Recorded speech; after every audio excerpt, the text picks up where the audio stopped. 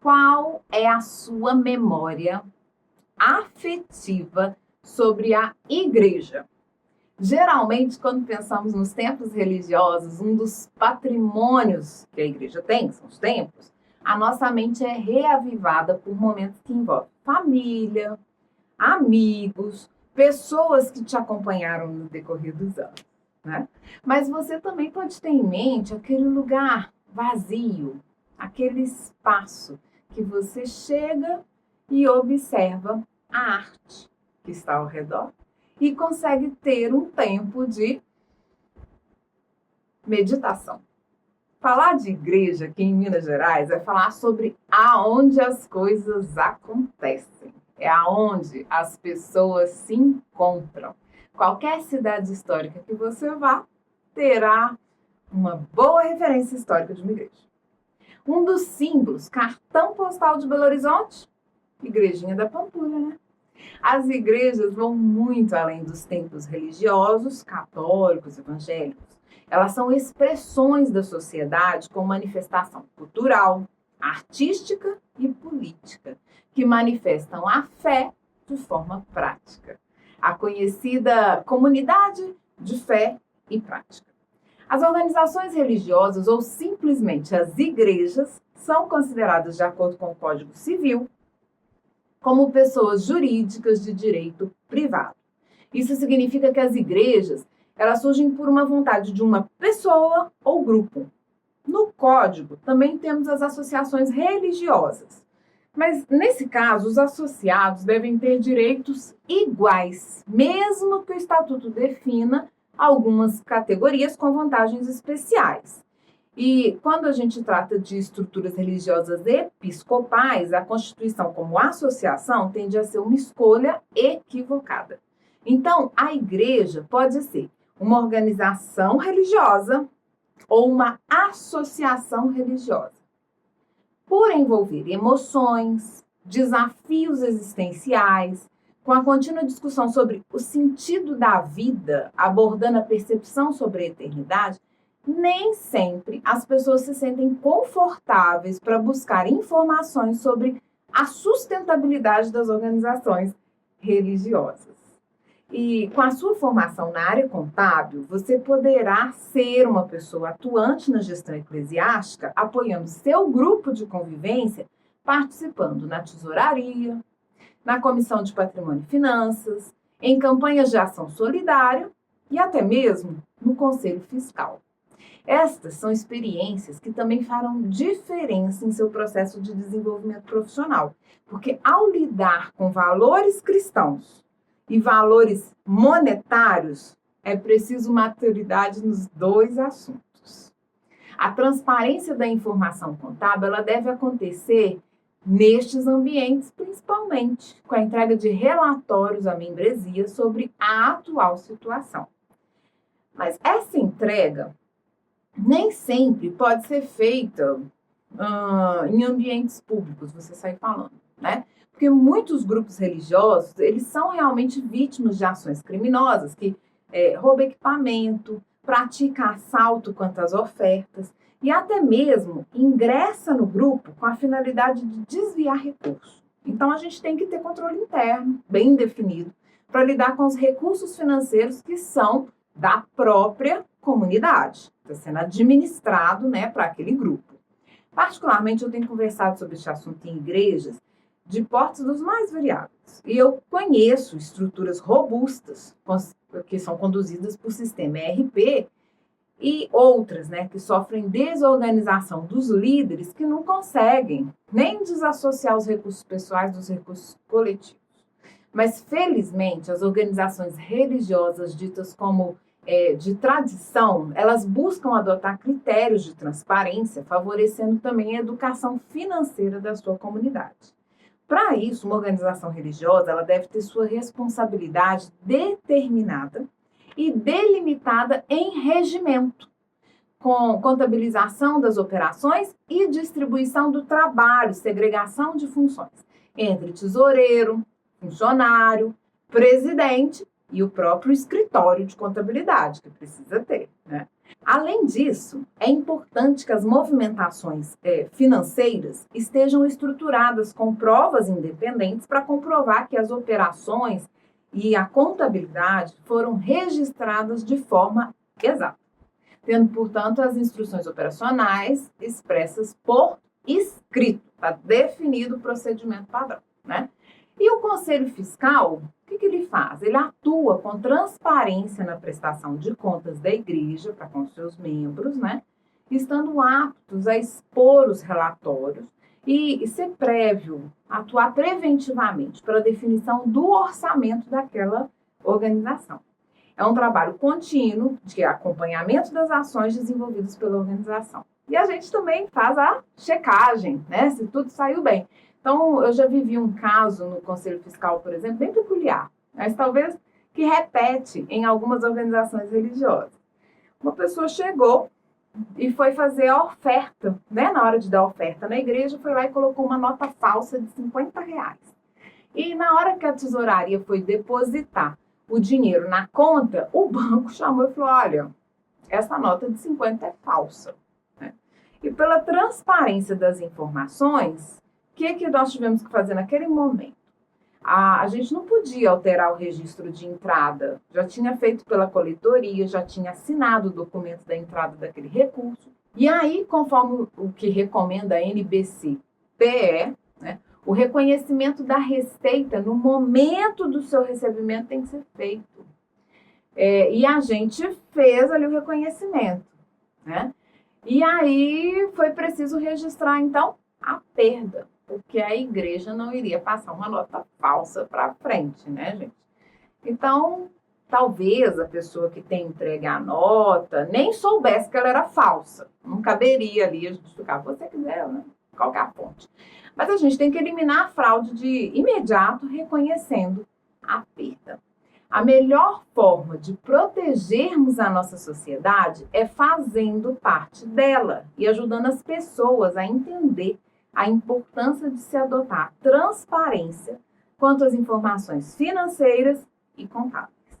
A maioria das igrejas são constituídas como organizações religiosas e elas têm imunidade, ou seja, desoneração tributária por disposição constitucional. Então, tem um artigo 150 da Constituição Federal e fala que é vedado à União, aos estados, ao Distrito Federal e aos municípios instituir impostos sobre templos de qualquer culto, regra que abrange também rendas e serviços realizados à sua entidade mantenedora.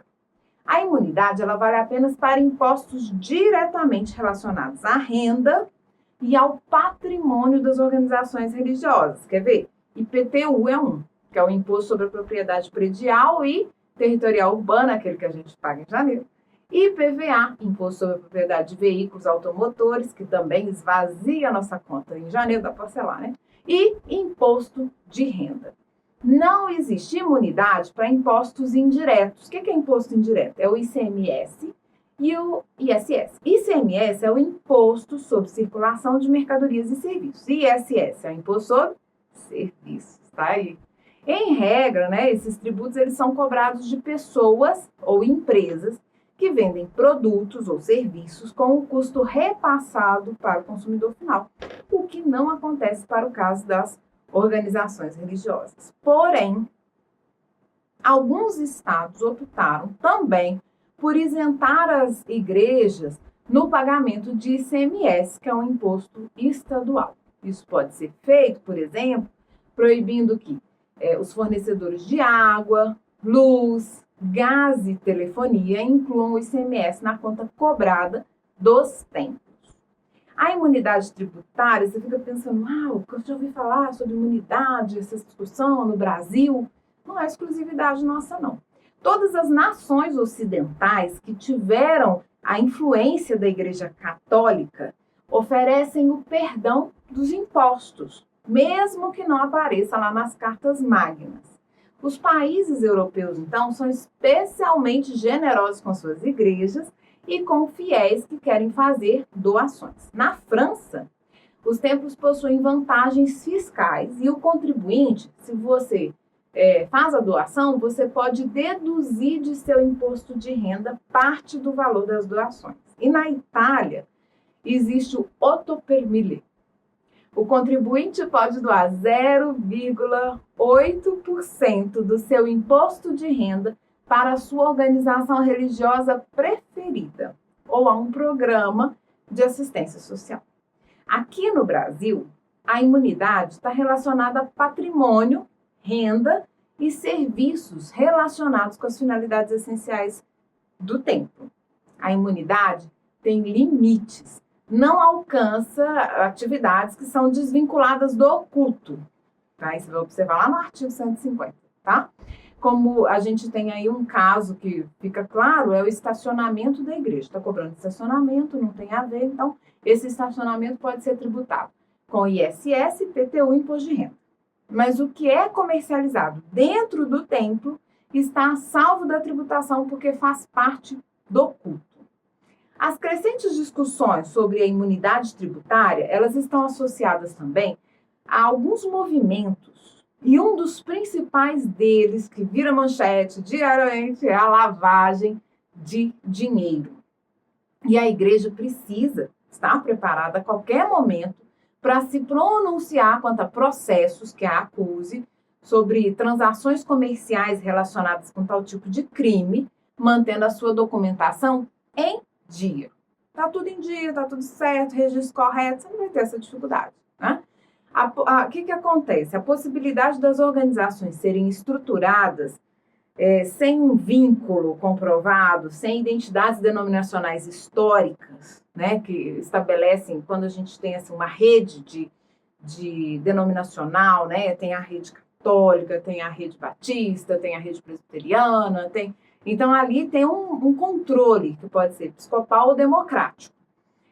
Mas não tem, para você abrir um grupo religioso, você pode se autodenominar. Então, não tem um questionamento da procedência e as organizações criminosas se estruturam para fazer doações a organizações religiosas.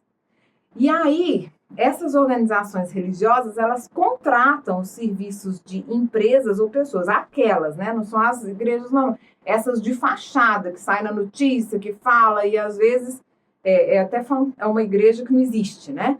Mas ele foi lá, constituiu aquela organização, aí ele põe como doação e depois aquela organização contrata o serviço e aí o dinheiro volta para o sistema oficial com a justificativa de que a obra de arte, né, que ele estava fazendo lá, foi contratada por milhões de reais com gasto irrisório dos seus custos, né?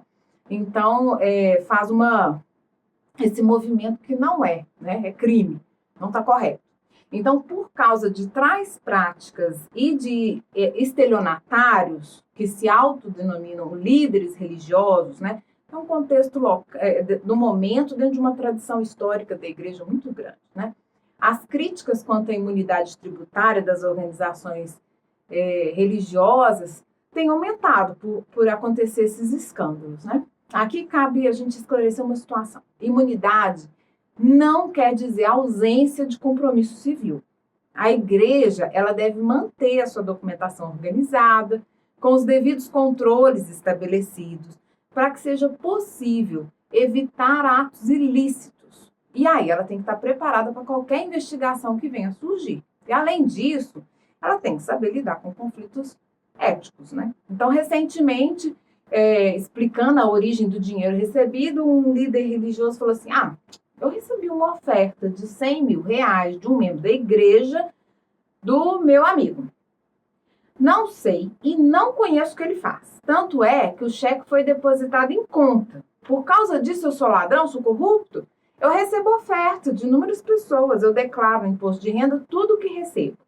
Quer dizer que se alguém for bandido e me der uma oferta sem eu saber a origem, sou bandido? Primeiro, fica aí, foi na igreja, foi para a igreja ou foi para ele, né? A gente tem que também identificar essa separação.